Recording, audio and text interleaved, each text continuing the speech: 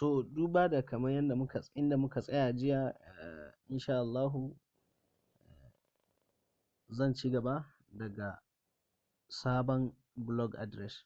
Misali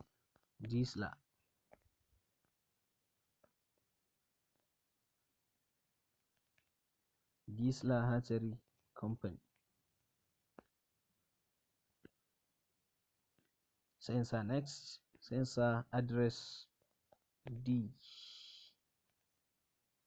Gisla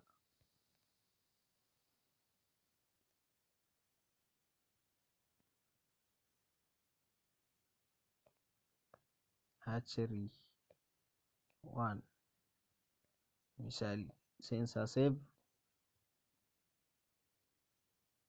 Yana processing, zai kai ni sabon website. So wannan shine asalin inda zai buɗe mu. Nan na zo page na ne, wato admin, inda zan ringa control ɗin website ɗina. Wanda ya rubuta dislahatchery1.blogspot.com a can zai ga abin da na yi posting daga nan.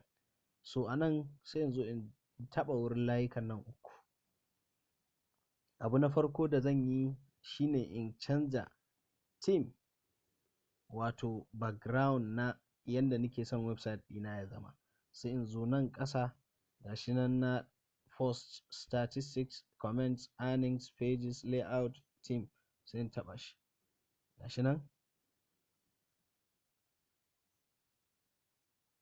Yawwa. So wannan zai kai ni wurin da kalolin themes na website ɗin suke.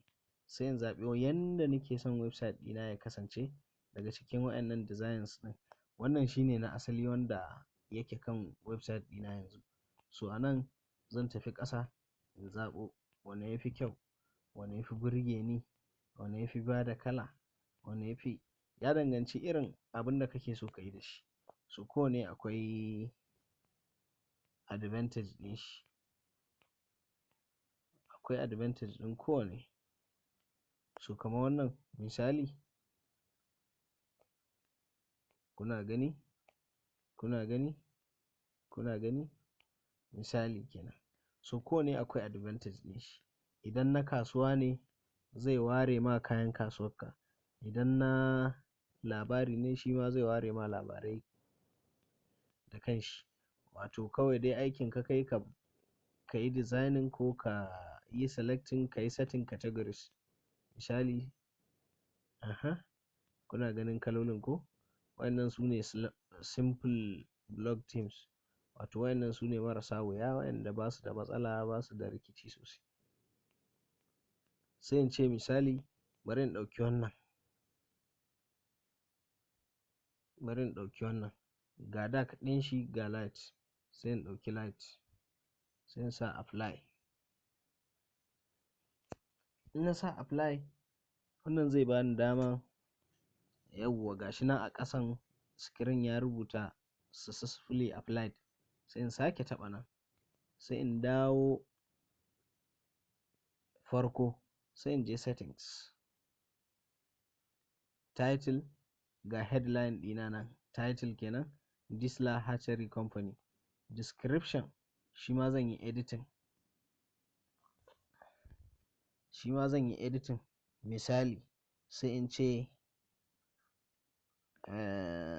misali X incubator. Misali kenan. In na sa X incubator, gashi nan za ka yi selecting language ɗin blog ɗinka. In ka zo nan adult content kakkasa. Idan ka saka, blog ɗinka zai rage gudu in ba adult content kake sharing ba. Visibility, is visible to search engines? Yes. Idan kana so irin Google ko Bing ko DuckDuckGo, irin su waɗannan search engines ɗin su ringa ganin abin da kake posting, shi ma za ka kunna wannan abin ya koma green haka. Idan ka maida shi ya koma off, to ba za su gani ba. In kai mishi haka ya koma green, shine za su gani. Ga blog address.